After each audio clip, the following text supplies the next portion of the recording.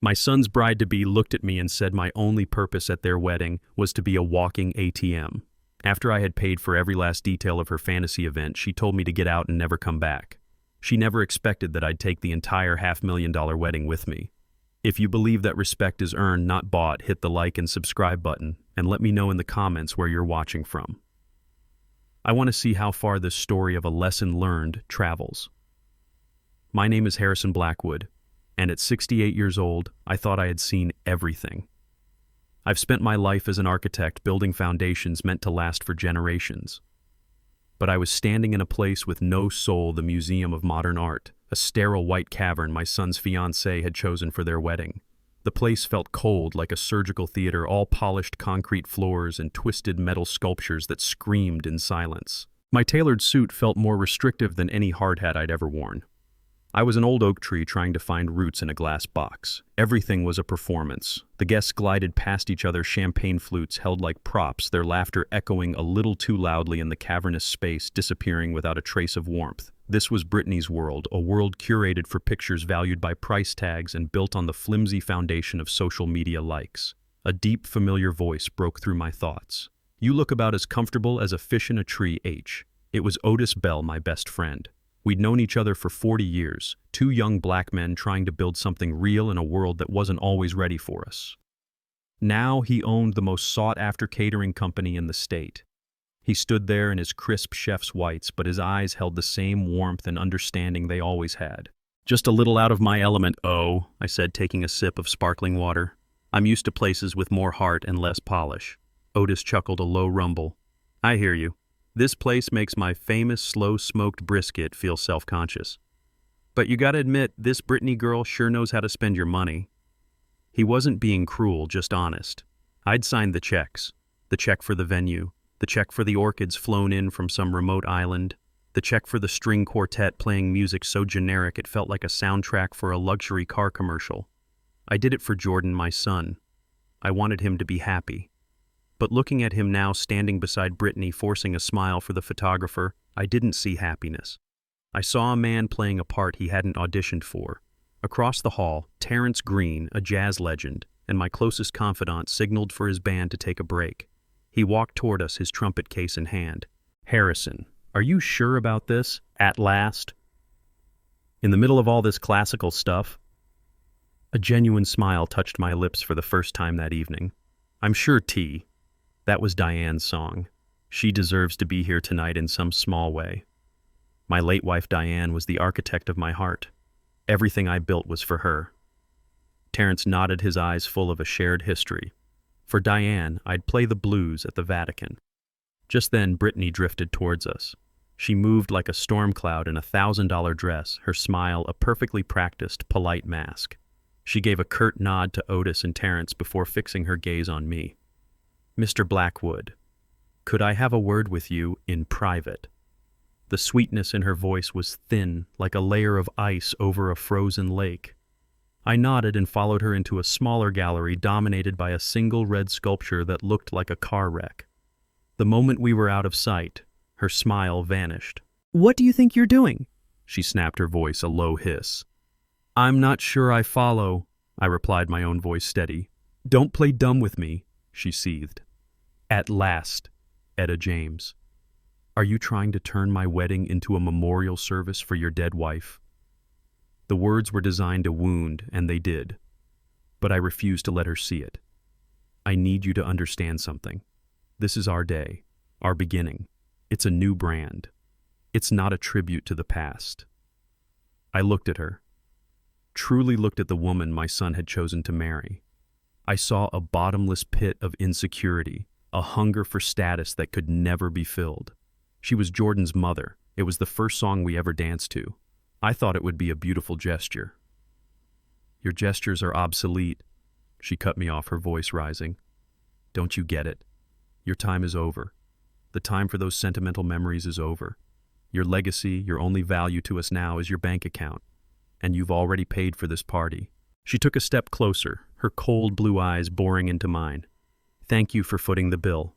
Now you can leave." I stood there silent, letting her ugly words hang in the air between us. The silence seemed to infuriate her more than any argument would have. "Are you deaf?" She spat her patience gone. "Get out of here. Get out, and don't ever come back. You are not welcome here." And that was it. The final crack in the foundation.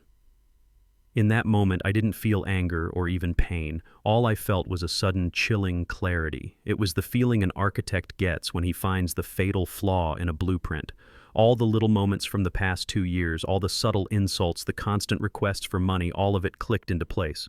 I was looking at the complete design of their betrayal. My silence unnerved her. And then I did something she didn't expect. I smiled.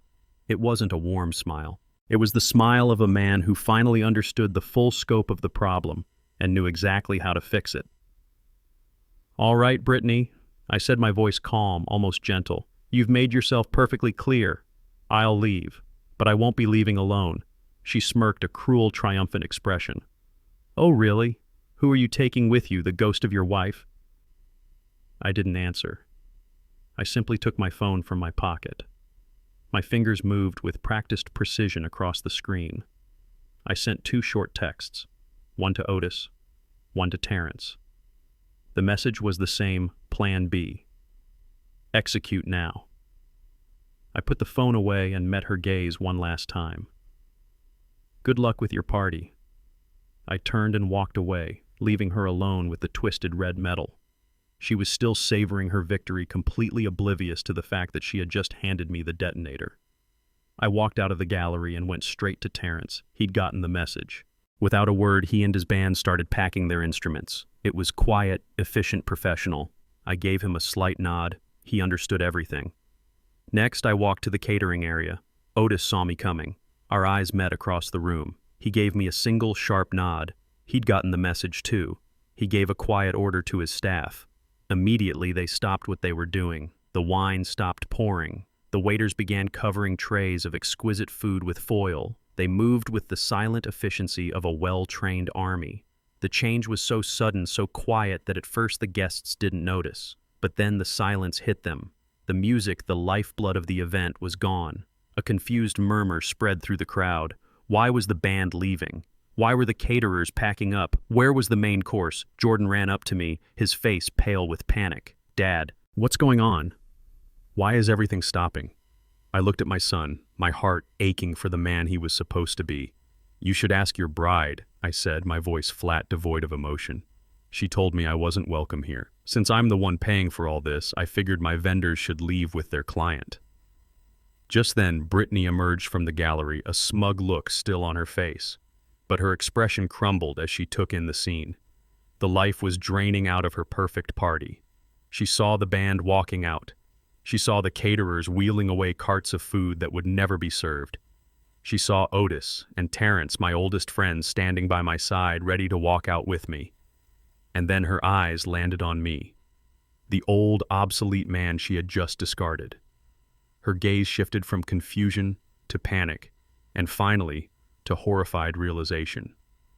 When she finally understood who was leaving with me, not just an old man, but the entire foundation of her glamorous fantasy, she screamed. It was a raw, ugly sound of pure fury and utter defeat echoing off the cold white walls of the museum. It was the sound of a bill coming due. I turned my back on the scream and on the wreckage of the party and walked out into the cool night air, my friends by my side. The foundation had cracked and it was time to build something new. I drove away from the museum, my hands steady on the worn leather of the steering wheel.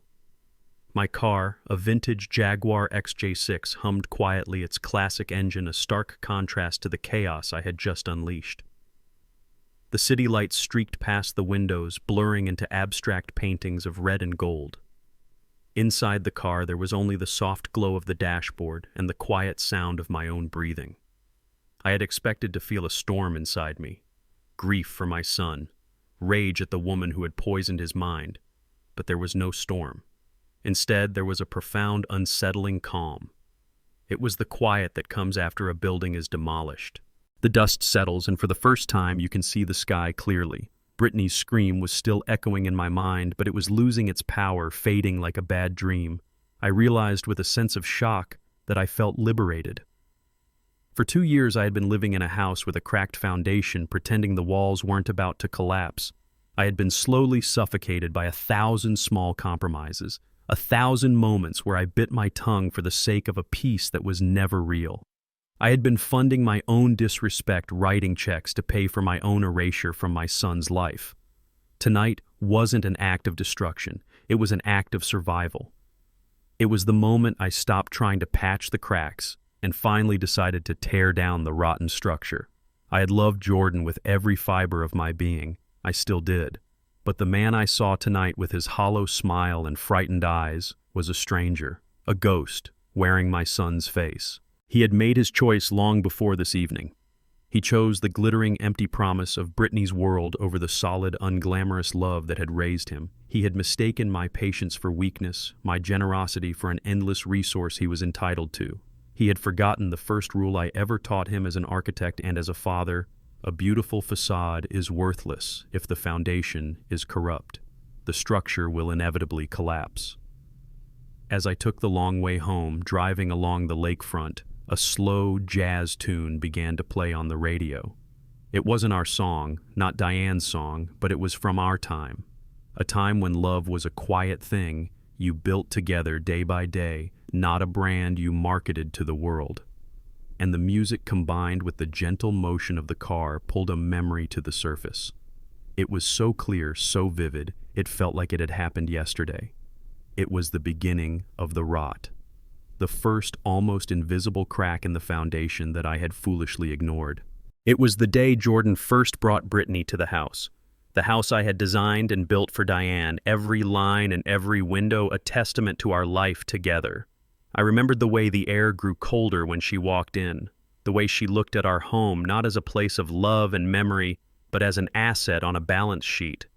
I had dismissed the feeling back then. I had told myself I was being an overprotective father, an old man resistant to change. I was wrong. I was an expert in foundations, and my gut had been telling me from the very beginning that this one was unstable. Tonight I had simply acted on that long overdue structural report. The demolition was complete. Now it was time to remember how it all began. The change in my son began the day he brought Brittany to my home for the first time. It was a Sunday afternoon in early fall, the kind of day Diane had loved most.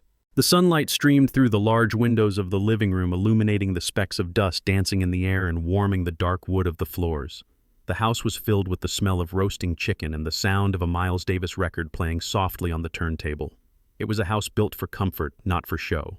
Every piece of furniture, every book on the shelves held a story. When the doorbell rang, Jordan stood on the porch with a woman who seemed to have been assembled in a showroom. Brittany was flawless. Her white dress was immaculate, her blonde hair was perfect, her smile was a bright, polished veneer. There was not a single thing out of place, and that I realized later was the first warning sign. Jordan was nervous, more nervous than I'd ever seen him. He fussed over her, taking her coat, offering her a drink, laughing a little too loudly at her jokes. He was performing for her. "Dad, this is Brittany," he said, his voice brimming with a kind of anxious pride. "Babe, this is my dad, Harrison." She extended a hand, her grip firm and cool. "It's such an honor to finally meet you, Mr. Blackwood," she said. "Jordan talks about you all the time. You're a legend." It was the right thing to say, but it felt rehearsed. I led them into the living room, the room where Jordan had taken his first steps, where Diane and I had danced on countless evenings.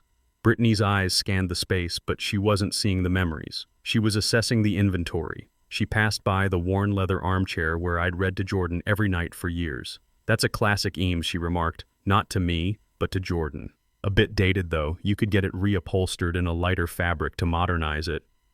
Jordan, my son, who had always loved that chair, nodded eagerly. "Yeah, I was just telling Dad his style is very traditional, but the market now is all about that clean, minimalist aesthetic, right, babe?" He looked at her, desperate for her approval. He was parroting her language, her values. He gestured toward the solid oak bookshelf I had built with my own hands. "We could probably replace that with some floating shelves. Open up the space." I said nothing. I just watched as the son I knew began to fade, replaced by this new version, a man who saw his childhood home not as a sanctuary, but as a project to be renovated, to be stripped of its history and remade in the image of a soulless magazine spread. He was ashamed of the very things that had made him who he was, and he was letting this woman guide the wrecking ball. Brittany's assessment of my home was only the beginning. Her real objective was to assess its owner.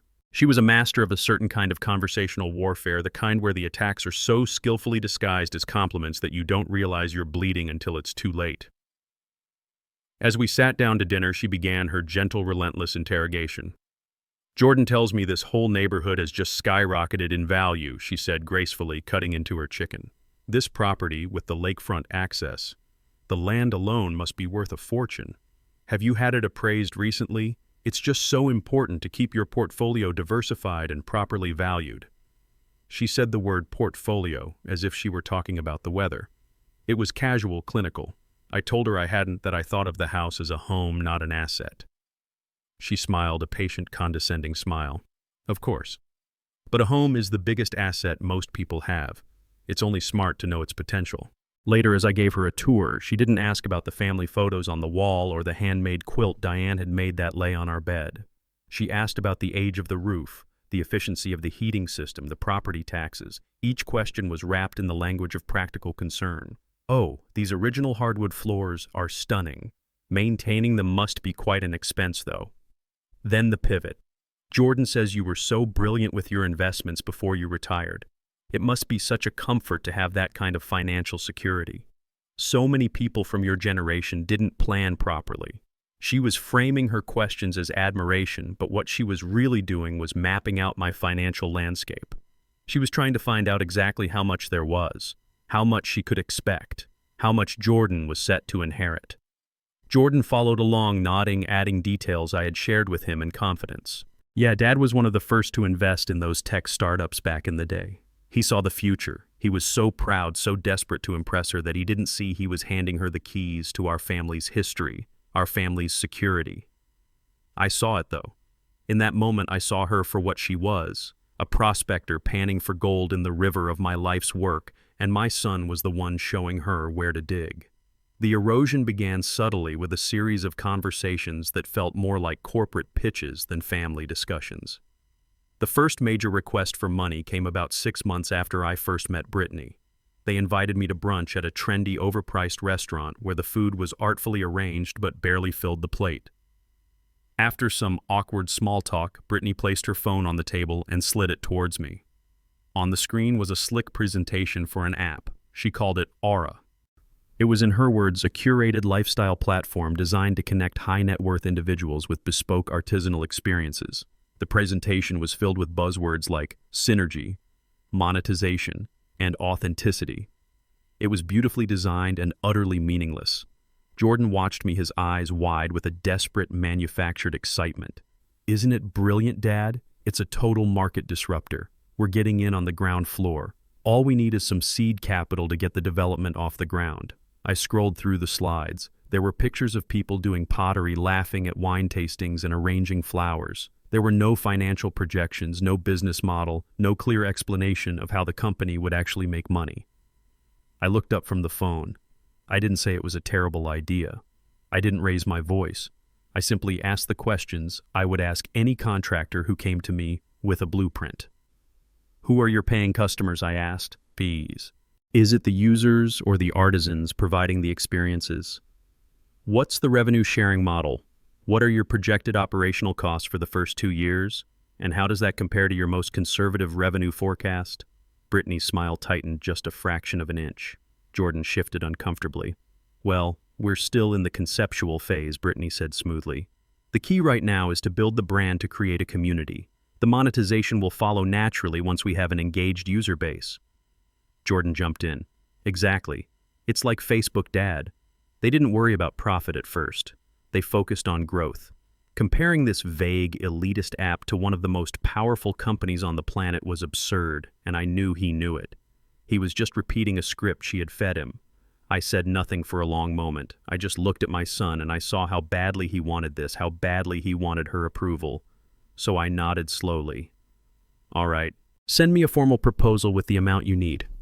A week later, an email arrived. The proposal was just as vague, but the amount was very specific. $50,000. I went to my study, logged into my bank account, and initiated the wire transfer. In the memo line, I typed "loan for Aura app development." I saved a PDF of the confirmation in a new folder on my computer. I named the folder Documentation.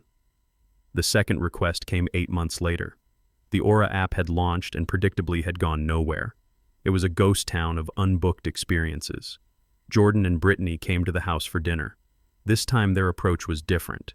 It wasn't excitement. It was a carefully constructed panic. Brittany explained that the app wasn't the problem. The problem was marketing. "We need to generate buzz," she said, pushing a piece of salmon around her plate.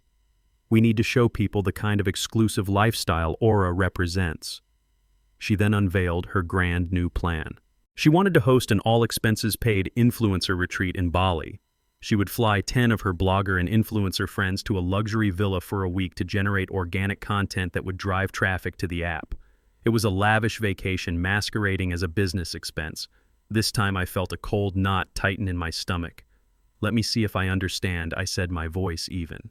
"You want to spend a significant amount of money flying people to Indonesia in the hope that they post some pictures on the internet that might lead to a few app downloads?" Jordan's face flushed with frustration. "You don't get it, Dad. It's about perception. It's about brand alignment. You have to spend money to make money. That's how modern business works." He was talking down to me, a man who had built a multi-million-dollar architectural firm from nothing. He was treating me like I was a relic who didn't understand the new world. I asked to see a budget for this retreat. The document they produced was a joke. It listed expenses for business-class flights, a private chef, and daily spa treatments. I looked at the total at the bottom, $75,000. I pushed the paper back across the table. "Jordan, the return on this investment seems speculative at best." My son's face fell. He looked wounded, and for a moment I saw the little boy who used to come to me for help with his math homework. Then his expression hardened, and he looked at Brittany, who gave him a subtle, almost imperceptible nod. He turned back to me. "Please, Dad," he said, his voice quiet and heavy with manipulation. "This is really important. To Brittany. To us. We can't let this dream die because of a temporary cash flow problem." He used the word us. It was a deliberate choice meant to make me feel like I was the obstacle standing in the way of his happiness, of their shared future. I knew in that moment that I was being played. I knew I was funding their delusion. But I also knew that arguing would get me nowhere. They would twist my concern into cruelty, my wisdom into a lack of faith. So again, I relented. The next day, I made the transfer. In the memo line, I wrote "Loan for Bali Marketing Event," and I saved the confirmation in the same folder right next to the first one. I wasn't just losing money, I was building a case. The final crack in the foundation, the one that proved the entire structure was unsalvageable, came when we discussed the wedding itself. I had invited them over for dinner, hoping for a moment of genuine connection away from the noise of their new life. After we ate, I spread a hand-drawn sketch across the dining room table. It was a simple, elegant plan for a wedding ceremony at the lake house.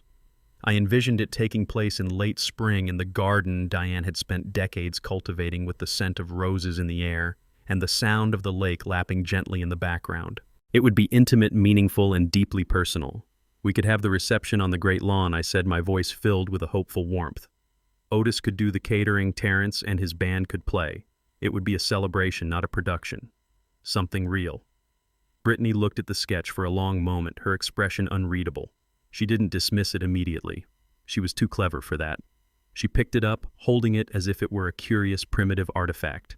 "Harrison, this is a very sweet thought." She began the word sweet, landing like a drop of poison.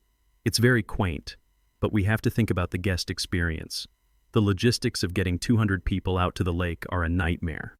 And honestly, a backyard wedding doesn't really align with the brand we're trying to build." The brand. There was that word again.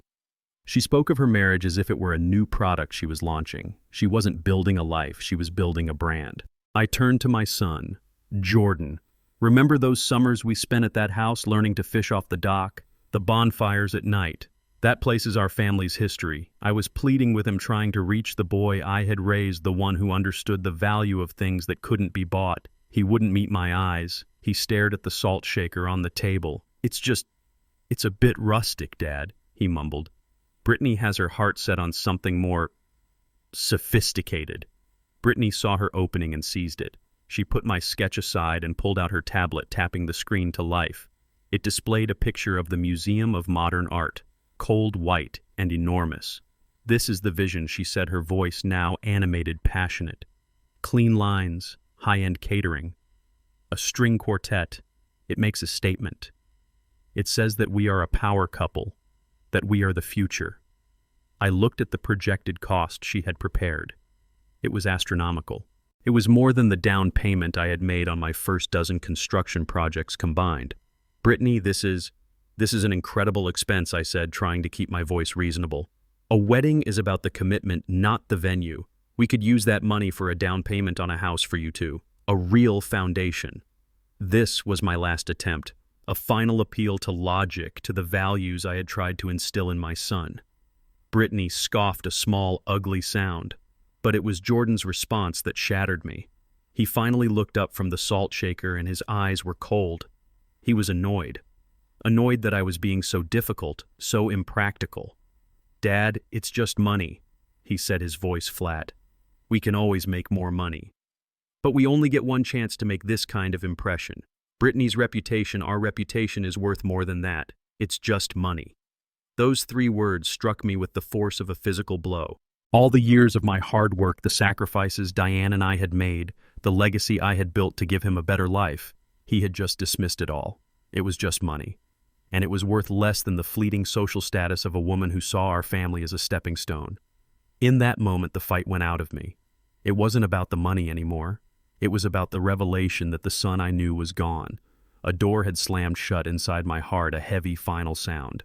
The person I was trying to save no longer existed. So I just nodded. I looked at the sterile picture of the museum on the tablet, and I nodded. "If that's what will make you happy," I said quietly, "then that's what we'll do." They saw my agreement as a victory. I knew it was a surrender. I was no longer funding a wedding. I was funding the end of my family, and I would document every last cent. The meeting that sealed their fate took place 3 months before the wedding on a cold Tuesday morning. Jordan had called me the night before, his voice buzzing with an artificial energy. He said he and Brittany had been working on a project, something really exciting for my future, and they wanted to present it to me formally. The word "formally" hung in the air like a threat. I agreed, suggesting they come to the house. I wanted this conversation to happen on my territory in my study, surrounded by the books and blueprints that represented a lifetime of honest work. I felt a cold sense of dread settle in my bones. I knew this wasn't going to be a presentation. It was going to be an ambush. They arrived precisely at 10 a.m., dressed not for a family visit but for a corporate takeover. Jordan was in a suit that was too slick for him, and Brittany wore a sharp blazer carrying a leather portfolio. She was the one who began, her voice radiating a practiced, predatory enthusiasm. "Harrison, thank you so much for seeing us." She started laying out a series of glossy brochures on my antique oak desk. The images were of smiling, silver-haired seniors playing tennis, taking art classes, and dining in elegant hotel-like restaurants. "We know that since you've retired, you've been a little isolated out here. So we've been doing some research, looking for a way to optimize your lifestyle for the next chapter." I looked at the brochure. Evergreen Meadows, a premier lifestyle community. It was a retirement home dressed up in the language of a luxury resort. "It's not a retirement home, Harrison," she said, as if reading my mind. "It's a vibrant community of your peers. Think of it as a permanent vacation. No more worrying about mowing the lawn, fixing a leaky roof, or cleaning the gutters. It's about freedom." Jordan nodded eagerly beside her, a puppet on a string. "Think of all the upkeep on this place, Dad. The property taxes alone are a huge drain. This move is it's a smart financial decision." He said it with the detached air of a financial advisor discussing a stranger's portfolio, not a son talking about the home he grew up in. I remained silent, letting them lay out the full extent of their plan. My silence seemed to encourage them, making them think I was considering their proposal. Then Brittany delivered the masterstroke, the true purpose of their visit. "The best part," she said, leaning forward, her eyes gleaming, "is how we can make this a win-win for the entire family." She slid another document across the desk. It was a real estate market analysis for my neighborhood with my address highlighted at the top. "Your house has appreciated to an incredible degree. It's a seller's market. If we list it now, we can get top dollar." I stared at the paper. They had already had my home appraised. They had already done the math. Jordan finally spoke up, laying out the ugly details with a chilling casualness. "So the plan is simple. We sell the house.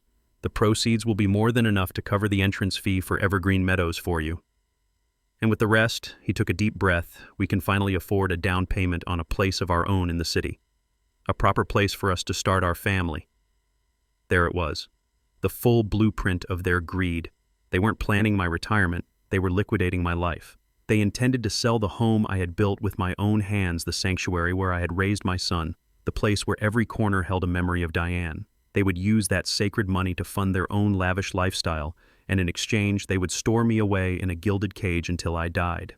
I listened, but I wasn't really hearing the words anymore. I was looking at the architecture of their betrayal. I saw every lie, every manipulation, every calculated move that had led to this moment.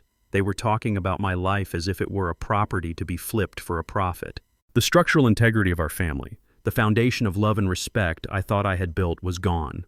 It had been a facade all along. I looked at my son. I looked into his eyes, searching for a flicker of doubt, a hint of shame, a trace of the boy who once believed that a home was more than just an asset. I found nothing.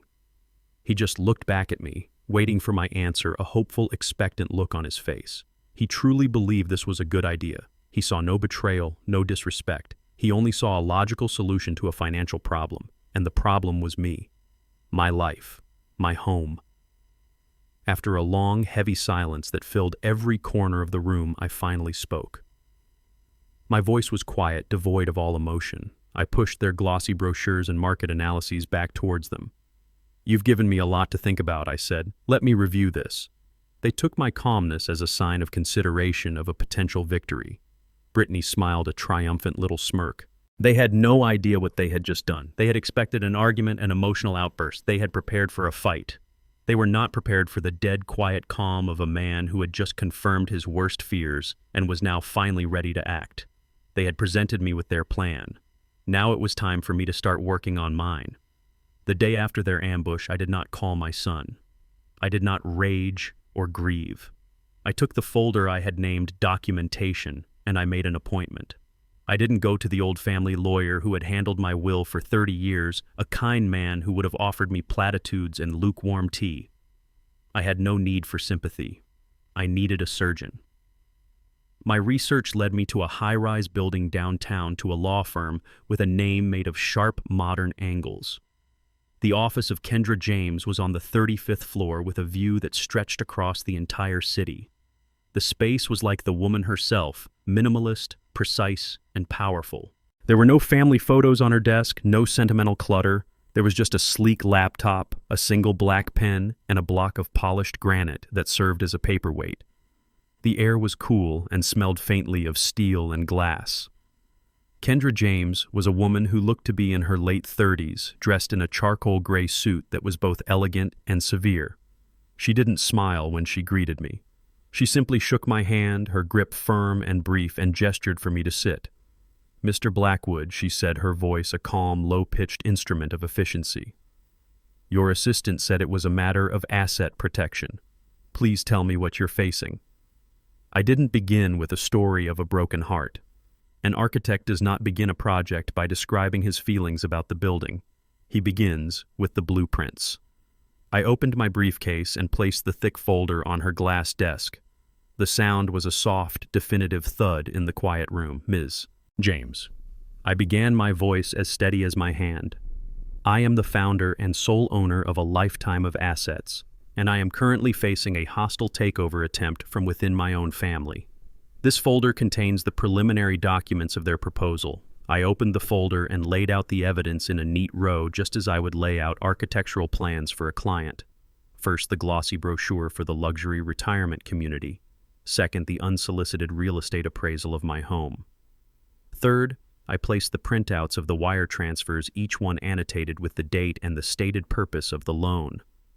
Finally, I added a copy of the invoices I had already paid for the wedding, all of which were billed to my company Blackwood Designs, not to me personally. I watched her as she worked. She didn't offer a single word of comfort. She simply put on a pair of sleek black-framed glasses and began to read. Her focus was absolute. She examined each document with the same detached intensity a structural engineer would use to search for a hairline fracture in a support beam. She was not reading a family tragedy. She was analyzing a contract, searching for weaknesses for points of leverage. She picked up the confirmation for the $75,000 transfer. "This loan for Bali marketing event," she said, her eyes not leaving the page. "Was there a promissory note signed? Any formal repayment schedule agreed upon?" "No," I replied. It was a verbal agreement between a father and a son. So legally, it was a gift she stated not as a question but as a fact. She moved on to the next document. And these wedding contracts. Billing them to your corporation was an interesting choice. Was that intentional? Yes, I said. I've learned over the years that it's always wise to maintain a professional buffer. A flicker of something that might have been admiration crossed her face for a fraction of a second, and then it was gone. She leaned back in her chair, her fingertips steepled together. She was no longer analyzing, she was strategizing. Mr. Blackwood, she began, her voice crisp. Emotionally, your situation is complex. Legally, it is remarkably straightforward. Your son and his fiancée have made a critical error. They have mistaken your generosity for a legal obligation. They have built their entire plan on a foundation of assumptions, and a legal case built on assumptions is like a house built on sand. She leaned forward again. They want to liquidate your primary asset, your home. So we will remove that asset from the equation entirely. I will draft the paperwork to place your property into an irrevocable trust effective immediately. We will name it the Diane Blackwood Legacy Trust. You will be the trustee. Upon your death, the trust will have a new beneficiary. I would recommend a charity or an educational institution you admire. Your son can be granted lifetime residency provided he pays all taxes, insurance, and maintenance costs himself. He will be able to live in the house, but he will never be able to sell it or borrow against it. It will be a home, not an ATM. The plan was clean, cold, and perfect. What about the money I've already given them, I asked. The gifts, she corrected me gently. We will draft promissory notes for each amount. We will send them to your son for his signature, formalizing them as legal debts with a standard interest rate. He will likely refuse to sign. That's fine. His refusal will be a matter of record useful should he ever attempt to claim in probate court that you intended to fund his life indefinitely. It establishes a pattern. Finally, she tapped the wedding invoices. And this is your leverage. Your corporation is the client. If the client is insulted, asked to leave the premises, the client has every right to terminate the services of its vendors. It's clean. It's business.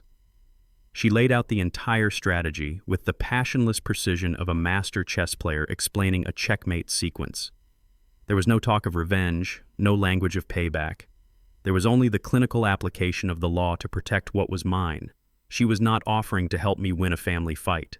She was offering to help me enforce the terms of a contract that my son had unknowingly violated. I looked at this sharp, brilliant woman and I felt the first glimmer of hope I had felt in months. I had come to her with a crumbling foundation. She had just handed me a new set of blueprints drawn in steel. Ms. James, I said, my voice clear and resolved. Please proceed. Over the next 2 weeks, I moved with the quiet efficiency of a man executing a set of blueprints he knew by heart. The first and most important step was to build a fortress around the heart of my legacy, the house. Kendra James drafted the documents for the irrevocable trust with the precision of a master cartographer mapping out a new, unbreachable border. I sat in her office and read every word. The legal language was dense, but the architecture of the plan was simple and beautiful in its strength. The property would be transferred into a new entity, the Diane Blackwood Legacy Trust. It was no longer just a house. It was a monument to her memory, and it would be protected by the full force of the law. I was the trustee, the guardian of that legacy for as long as I lived. But the true genius of the structure was what happened after I was gone. The trust's new beneficiary would not be Jordan. It would be the School of Architecture at my old university, a place that had given me my start, a place Diane and I had supported for years. The trust would fund a scholarship for underprivileged students in her name forever. A clause was inserted, a single paragraph that acted as both a kindness and a cage. Jordan would be granted the right to live in the house for the remainder of his life. He could raise his family there, walk the same halls he did as a child, and enjoy the shelter I had built. But he would never be its owner. He could never sell it, never borrow against it, never treat it as a line item in his portfolio. He was also responsible for all of it, the taxes, the insurance, the upkeep. He was being given the responsibility of a home without the financial prize Brittany so desperately craved. It was no longer an asset to be liquidated. It was a legacy to be maintained. Signing that document didn't feel like an act of revenge. It felt like an act of preservation. I was protecting my wife's memory from the very people who should have been its most devoted guardians. Next, Kendra turned her attention to the financial bleeding. She took the printouts of the wire transfers, the $125,000 I had poured into their fantasies, and she began to build a different kind of structure, a structure of debt. She drafted 2 legally binding promissory notes, one for $50,000 for the failed app, the other for $75,000 for the influencer vacation in Bali. Each document was a quiet legal statement. It transformed what they saw as an entitlement into a debt. It retroactively reclassified my generosity as a formal loan, complete with a modest standard interest rate and a clear repayment schedule. "We will send these to your son via certified mail," Kendra explained, her voice devoid of emotion. "He will be instructed to sign and return them. He will almost certainly refuse. He will likely call you angry and confused. This is expected." His refusal to acknowledge a debt does not invalidate it, especially when we have the bank records of the transfers. His refusal simply becomes another piece of evidence for our file. It demonstrates his intentions. Her strategy was brilliant. It wasn't about getting the money back. It was about changing the narrative. I was no longer the endlessly indulgent father. I was a creditor. The final piece of the puzzle, the operational plan for the wedding itself, was something I had put in place months ago, guided by a flicker of foresight I didn't even know I possessed at the time. When Brittany had insisted on the most expensive vendors in the city, from Otis's catering to Terrence's band, I had agreed. But I had not signed the contracts as Harrison Blackwood private citizen. On the advice of my accountant, I had signed every contract under my corporate entity, Blackwood Designs. It was a simple legal shield, something I did for all large expenditures. But buried in the standard terms and conditions of each contract was a clause Kendra James had reviewed and described as perfect. The clause stated that all services were to be rendered to the satisfaction of the client's designated on-site representative. If this representative was for any reason asked to leave the event, the company reserved the right to consider the contract terminated and all services immediately concluded. The on-site representative for Blackwood Designs on every single contract for that wedding was listed as me, Harrison Blackwood. I had, without realizing it, built my own escape hatch. The trap was not something I had to build. It was something they had unknowingly asked me to set. All the pieces were now in place. My assets were protected. My intentions were legally clarified. And the mechanism for the final public lesson was locked and loaded. All I had to do now was wait for the wedding day. We didn't go home. Instead, we went to a small jazz club downtown, a place called the Blue Note, a refuge tucked away in a quiet alley. It was a place Diane and I used to go, a place filled with the ghosts of happier times. The air was thick with the smell of old wood whiskey and the soulful cry of a saxophone. Otis, Terrence, and I took a small booth in the back, away from the sparse crowd. We didn't talk much. There was nothing left to say. We just sat in the comfortable silence of old friendship, nursing our drinks. I wasn't celebrating. I was mourning. Mourning the son I had lost long before this night. I felt a profound sadness, the heavy, quiet grief of an architect who has just condemned a building he spent his life constructing. The calm was shattered when the doors to the club burst open, letting in a blast of cold night air and a hurricane in a white dress. It was Brittany. Her perfect hair was now slightly disheveled, her makeup was smudged beneath her eyes, and her expensive dress looked like a costume she was desperate to rip off. Her face was a mask of pure, unadulterated fury. Trailing behind her like a ghost was Jordan, his face ashen, his tuxedo, looking 2 sizes too big for his suddenly frail frame. He looked lost, a boy who had followed a storm into a place he didn't belong. They spotted us in the back, and Brittany marched towards our booth, her heels clicking like gunshots on the wooden floor. "You!" she shrieked, her voice raw and ugly, causing the few other patrons in the bar to turn and stare. "How could you do this? How could you be so cruel, so selfish?" She stood over our table, vibrating with rage. Otis and Terrence remained perfectly still, their expressions unreadable, 2 mountains unmoved by her tempest. I didn't move either. I just looked up at her. "You ruined everything," she continued, her voice cracking. "My wedding, my reputation. The best day of my life, and you destroyed it for what? Because of some stupid sentimental song? You are a vindictive, pathetic old man." The insults were meant to provoke, to draw me into her chaos, but I refused. I had spent the last 2 years absorbing her veiled insults. These open ones were almost a relief.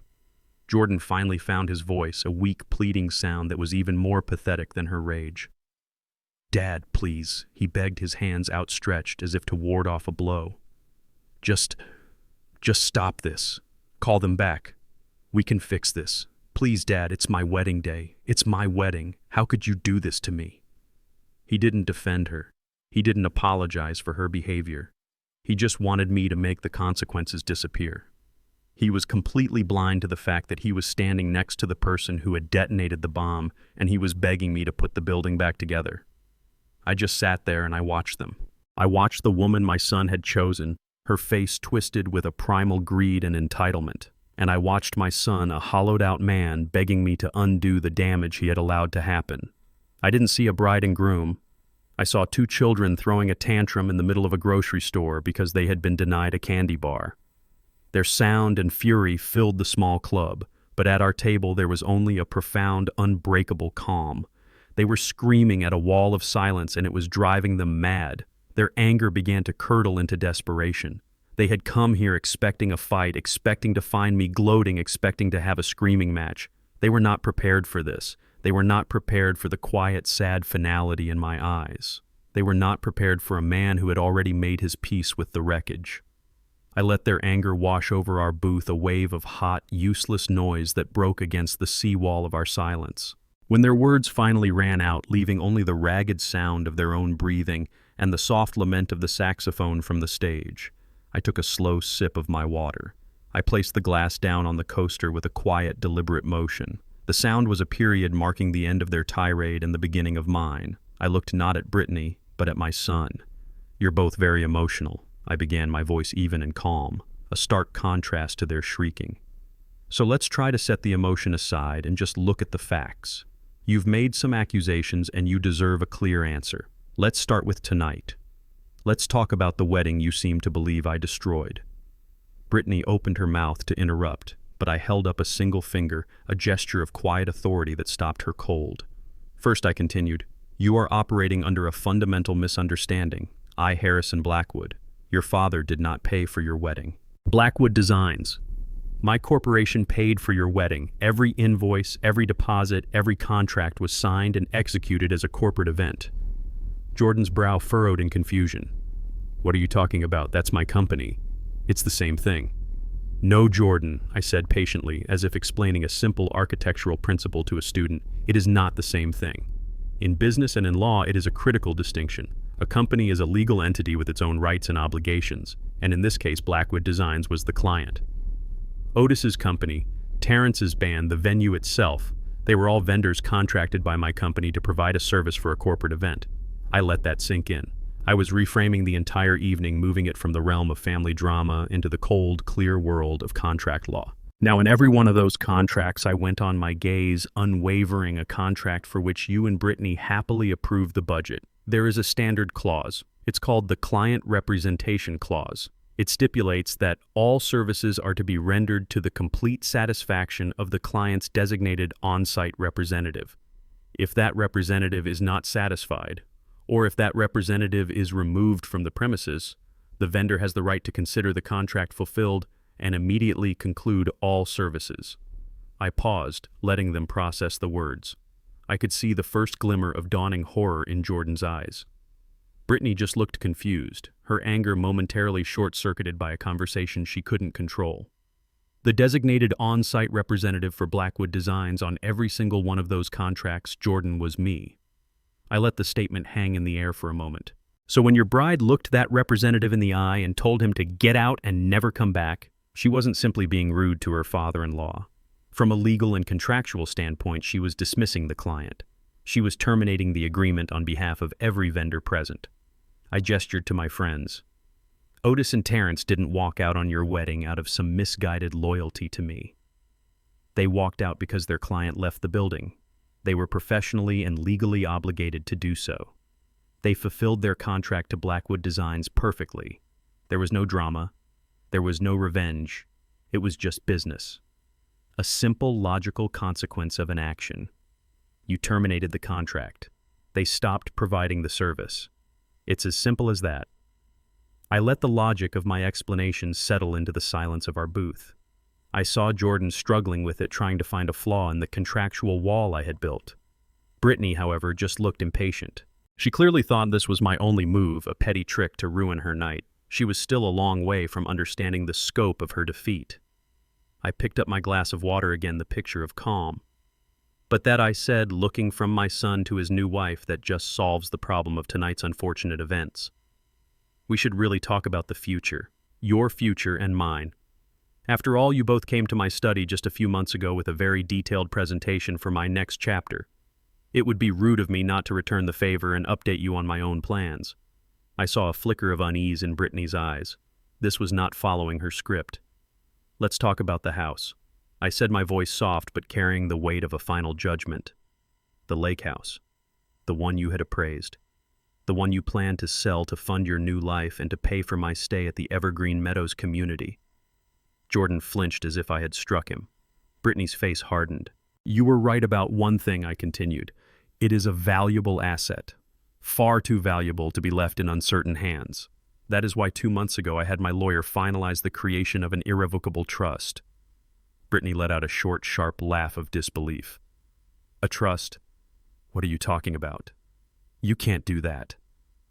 Oh, but I can, I said. And I have. The house, the land, everything no longer belongs to me. It is now the sole property of the Diane Blackwood Legacy Trust. It is named after your mother, Jordan. A woman who understood that a home is built with love, not just with wood and stone. I watched Brittany's face. The word irrevocable was a legal term, but she understood its power. It meant permanent. It meant final. The trust has a new beneficiary, I explained, letting each word land with precision. Upon my death, ownership will be transferred to the School of Architecture at Northwood University to fund a permanent scholarship in Diane's name for young, underprivileged students. Her legacy will be to build futures, not to fund lifestyles. The color began to drain from Brittany's face. She was seeing it now. The multi-million-dollar payday, the key to the life she believed she was owed, dissolving into smoke right before her eyes. No, she whispered, her voice a dry rasp. No, you're lying. I'm not finished, I said, my voice unwavering. I did make a provision for you, Jordan. The trust grants you lifetime residency in the house. You can live there for free for the rest of your life. For a split second, a desperate hope flared in Brittany's eyes. She saw a loophole, a way to still get what she wanted. But then I delivered the final crushing blow. However, I said, the terms are very clear. As the resident, you are legally responsible for 100% of the property taxes, the insurance, the maintenance, and all upkeep. You will never own it, you can never sell it, you can never borrow against it. You can't even change the color of the paint on the walls without written permission from the trust's board, which will be managed by the university. You are not being given an asset, Jordan. You are being given a responsibility. The hope in Brittany's eyes died, replaced by a look of pure, horrified comprehension. Her perfectly constructed world had just been demolished. No, she stammered, shaking her head, the carefully crafted composure shattering into a million pieces. No, you can't. That's our house. That's Jordan's inheritance. I looked at her, my expression calm but my heart heavy. No, Brittany, I said, my voice quiet but absolute. It was never your house, and it was Jordan's birthright, not his inheritance. A birthright he was fully prepared to sell to the highest bidder. I simply did what a good architect always does. I protected the foundation. Brittany was still sputtering her mind, reeling from the loss of the house, but I wasn't finished. There was one final lesson to be taught, and this one was not for her. This was for my son. I turned my full attention to Jordan, and for the first time that night, my voice lost some of its cold detachment, replaced by a quiet, profound sadness. And that just leaves one last piece of business. I said, my eyes locked on his. The money. He looked at me confused, like a man already knocked down who couldn't imagine another blow was coming. The money, Dad. What are you talking about? The wedding, no, son, I said gently. Not the wedding. That was a corporate expense, and the books on that are now closed. I'm talking about the other money. The $125,000 that you and Brittany referred to as my investment in your various projects. I saw a flash of fear in his eyes. He knew what I was talking about. The failed app. The Bali vacation disguised as a marketing trip. The money he had taken so easily, so thoughtlessly. Those were gifts, Dad, he stammered, his voice barely a whisper. You gave us that money to help us get started. That's an interesting perspective, I said, my voice hardening slightly, because I don't remember signing any gift tax forms. I don't remember any conversations where the word gift was used. I remember you asking for seed capital. I remember you asking for an investment. Those are business terms, Jordan. And business investments are expected to show a return, or at the very least, they are expected to be paid back. I reached into the inside pocket of my suit jacket and pulled out 2 envelopes. I slid them across the table. They landed in front of him with a soft, final sound. 2 weeks ago, I explained my lawyer sent you 2 registered letters containing legally drafted promissory notes formalizing those amounts as personal loans from me to you. You refused to sign for them. That's all right. Your refusal has been noted. These are your copies. He stared at the envelopes as if they were venomous snakes. He didn't touch them. He looked up at me, his face a canvas of disbelief and dawning horror.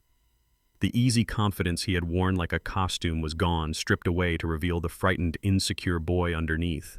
He was finally beginning to understand. This wasn't an impulsive act of anger. This wasn't a father having a tantrum. This was a long-planned, meticulously executed strategy. He was looking at the results of months of quiet documentation of every lie and manipulation being cataloged and filed away. He had thought I was blind, but I had been watching everything through a magnifying glass. What is this?" he whispered, his voice trembling. You're making me pay it back." "Of course you're paying it back," I said, my voice calm but absolute. "With interest. It's a debt, Jordan, a significant one. And you are now officially in default. My lawyer will be in touch with you next week to discuss a repayment schedule. I would advise you to take her call." I saw the last of his composure crumble. The full weight of his new reality came crashing down on him. There would be no multi-million-dollar house. There would be no endless supply of cash from his father. There was only a mountain of debt and a life he now had to figure out how to pay for on his own. He wasn't just losing an inheritance. He was losing his safety net, his crutch, his lifelong get-out-of-jail-free card. He was for the very first time in his 35 years completely and utterly on his own. And the terror of that realization was written all over his face. He wasn't looking at his father anymore. He was looking at a stranger, a creditor, a man who had just handed him the bill for his betrayal. Brittany was a statue of shattered glass, her beautiful, cruel face finally broken. Jordan just stared at the envelopes on the table, the physical proof of his colossal miscalculation. The fight was over. All that was left was to deliver the final lesson. I looked at my son, and the last of my anger dissolved, leaving only a vast, aching sadness. I wasn't looking at an enemy. I was looking at a casualty of his own weak character, a boy who had been given a map but had chosen to follow a mirage. "Look at you both," I said, and my voice was no longer the voice of a creditor or a strategist. It was the voice of a father speaking from the ruins of a dream. "Look at what you've become. You are so obsessed with building a brand, Brittany, that you forgot to build a character. And you, Jordan, you were so desperate to impress her, so desperate for a shortcut to a life you felt you deserved that you were willing to sell the very ground on which you were raised." I shook my head, not in anger but in pity. "You talk about my legacy as if it's a pile of money I was hoarding. You don't understand what a legacy is. It's not what you leave for people. It's what you leave in people." I leaned forward, my voice dropping to a near whisper, a sound that was more powerful in the quiet club than any shout. "Your mother and I started with nothing. We built a life, a business, a home. We built it on a foundation of respect, hard work, and loyalty. That is the legacy. The money is just a byproduct. It's the lumber left over after the house is built. You were so focused on the lumber that you decided to dynamite the foundation to get to it." Brittany made a small, wounded sound and finally sank into the booth, her body seeming to fold in on itself. The fight was gone. The fury was gone. All that was left was a hollow shell. Her dream had been a house of cards, and I had just removed the bottom one. But my final words were for my son. "You called the house your inheritance," I said, my voice heavy with the weight of the lesson. "You were wrong. An inheritance is something you are given. A birthright is something you are a part of. That house, that life, that foundation, that was your birthright. You didn't have to earn it.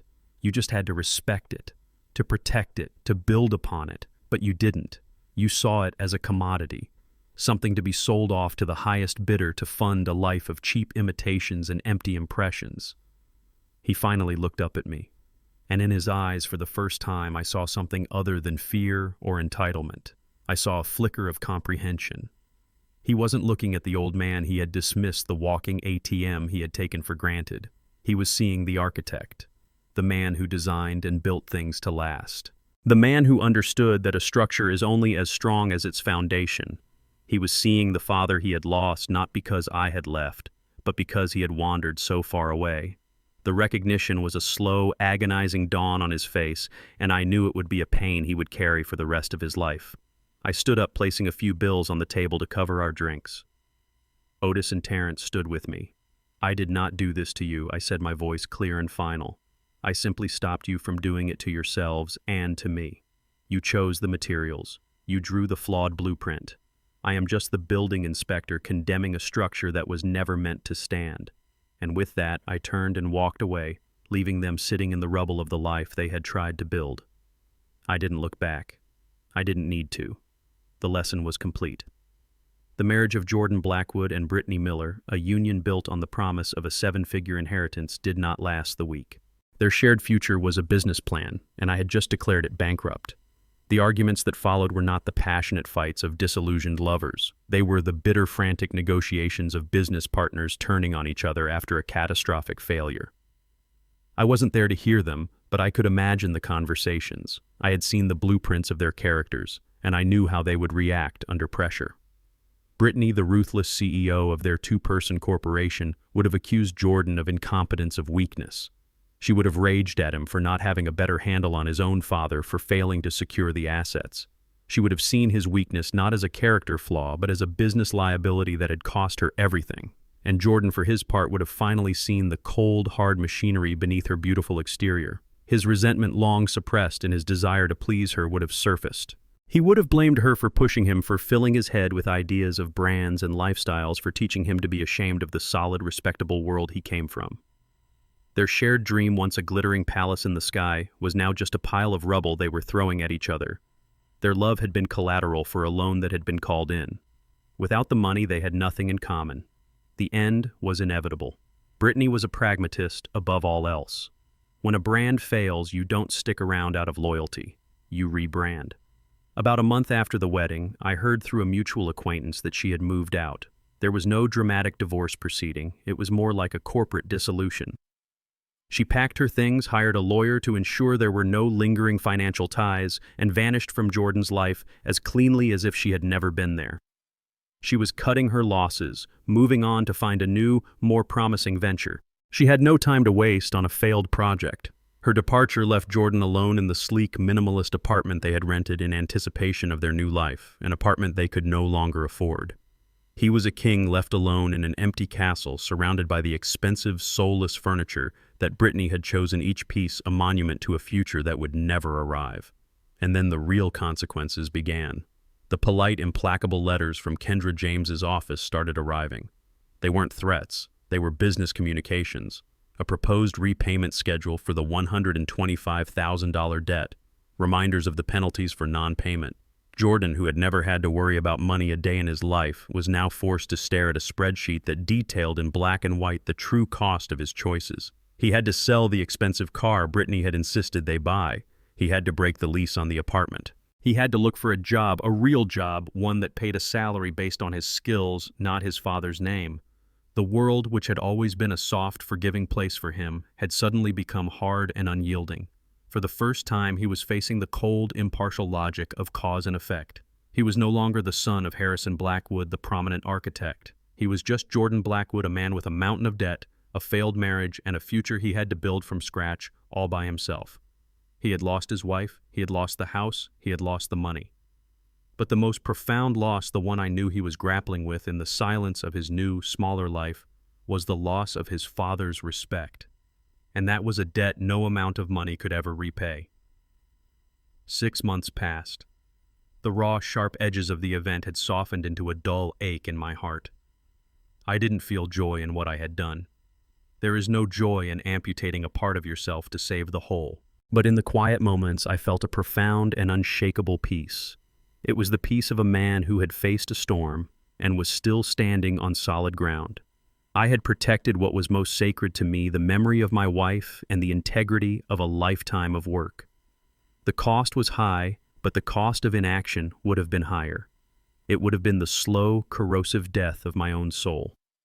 One bright, clear autumn morning, I stood on the campus of my old university. The air was crisp and the leaves were turning shades of gold and crimson. A small crowd had gathered on a manicured lawn where a new building was about to be constructed. A large banner fluttered in the breeze, and on it were the words, "The future site of the Diane Blackwood Center for Architectural Innovation." I wasn't there as a donor seeking recognition. I was there as a quiet witness to a promise being kept. The dean of the school was at a podium speaking about the transformative power of education, about giving a chance to those with talent but without means. He spoke about Diane, about her passion for nurturing young minds. He spoke about the scholarship that would bear her name, a scholarship funded by the trust, a legacy that would build hundreds of futures. As he spoke, I saw a figure standing at the edge of the crowd, partially hidden by the shade of a large oak tree. It was Jordan. He was thinner and he looked older. He was dressed simply in a worn jacket and jeans. He was alone. He wasn't there as a guest of honor. He was just there watching. He must have known this day was coming. Our eyes met across the lawn. There was no anger in his gaze, no resentment. There was only a quiet, weary acknowledgement. He looked at me, and for the first time I think he truly saw the man I was, the architect who had to tear down a flawed structure to save the integrity of the design. In his eyes I saw the beginning of a long, hard road toward understanding. I gave him a slow, single nod. It was not a gesture of forgiveness, not yet. It was a gesture of recognition. I see you. I see you standing here. I see you starting over. He held my gaze for a moment longer, then gave a barely perceptible nod in return before turning and walking away, disappearing into the campus crowd. He hadn't come to ask for anything. He had just come to see it, to see what had been built in the place of what he had lost. And I knew in that moment that there was hope, a distant hope perhaps, for a day when we could sit down and talk, not as creditor and debtor, not as victor and vanquished, but as a father and a son who had both survived a painful demolition and were now faced with the challenge of building something new. The dean finished his speech, and I was handed a ceremonial silver shovel. I walked to the designated spot and joined the others. I felt the solid weight of the shovel in my hands. It felt familiar, comfortable. I pushed the blade into the soft earth. The sound it made was not an ending, it was a beginning. It was the sound of a new foundation being laid, a legacy, not of money, but of opportunity. A legacy that would stand long after I was gone. A legacy that was finally and truly secure. This whole experience taught me a difficult but necessary lesson. A family, much like a building, requires a foundation of mutual respect to stand strong. For years I allowed that foundation to be chipped away in the name of a false peace, mistaking my generosity for love when it was only enabling disrespect. I have learned that true strength isn't found in endless giving, but in the wisdom to set firm boundaries. Sometimes the most loving act is not to keep patching the cracks, but to condemn a rotten structure in order to protect the ground on which it stands. I've shared my story, and now I'd love to hear a piece of yours. Have you ever had to make a difficult choice to protect your own legacy or self-respect? Let me know in the comments, and please tell me where in the world you're watching from. If my story resonated with you, show your support by liking this video and subscribing for more.